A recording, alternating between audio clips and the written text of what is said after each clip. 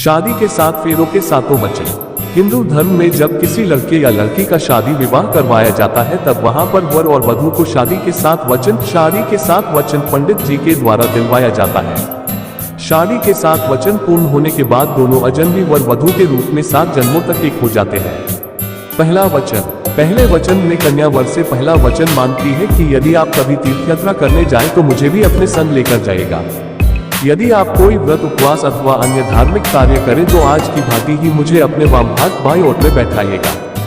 यदि आप इसे स्वीकार करते हो तो मैं आपके वामांग में आना स्वीकार करती हूँ। दूसरा वचन। वर से दूसरा वचन वधू लेती है कि जिस तरह से मैं अपने माता पिता का सम्मान करती आई हूँ उसी तरह से आपके माता पिता और परिजनों का सम्मान करूंगी। घर की मर्यादा का ध्यान रखूंगी, लेकिन मेरी ही तरह आप भी मेरे माता पिता का सम्मान करेंगे और घर परिवार को अपना मानेंगे तो मैं आपके वामांग में आना पसंद करूंगी। तीसरे वचन। तीसरे फेरे में वधू वर से ये वचन लेती है कि मैं जीवन की तीनों अवस्थाओं युवावस्था, प्रौढ़ावस्था और वृद्धावस्था में आपका साथ निभाऊंगी। अगर आप भी मुझे ऐसा वचन देते हैं तो मैं आपके वामांग आना चाहूंगी।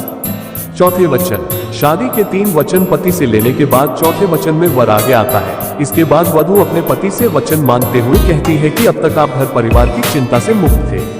विवाह के बाद परिवार की जरूरतों को पूरा करने का दायित्व आप पर होगा। अगर आप इसे निभाने को तैयार हैं तो मैं आपके वामांग में आना चाहूंगी। पंचवां वचन। 5वें वचन में कन्या कहती है कि अपने घर के कार्यों में, विवाह आदि में लेन देन अथवा अन्य किसी कार्य हेतु खर्च करते समय यदि आप मेरी भी राय लिया करेंगे तो मैं आपके वामांग में आना स्वीकार करती हूँ। छठा वचन। छठे वचन में कन्या कहती है कि यदि मैं कभी अपनी सहेलियों या अन्य महिलाओं के साथ बैठी रहूं तो आप किसी के सामने किसी भी कारण से मेरा अपमान नहीं करेंगे। इसी प्रकार यदि आप जुआ अथवा अन्य किसी भी प्रकार की सामाजिक बुराइयों को अपने आप से दूर रखें तो ही मैं आपके वामांग में आना स्वीकार करती हूँ। 7वां वचन। आखिरी या 7वें वचन के रूप में कन्या ये वर मांगती है कि आप पराई स्त्रियों को मां समान समझेंगे और पति पत्नी के आपसी प्रेम के मध्य अन्य किसी को भागीदार नहीं बनाएंगे।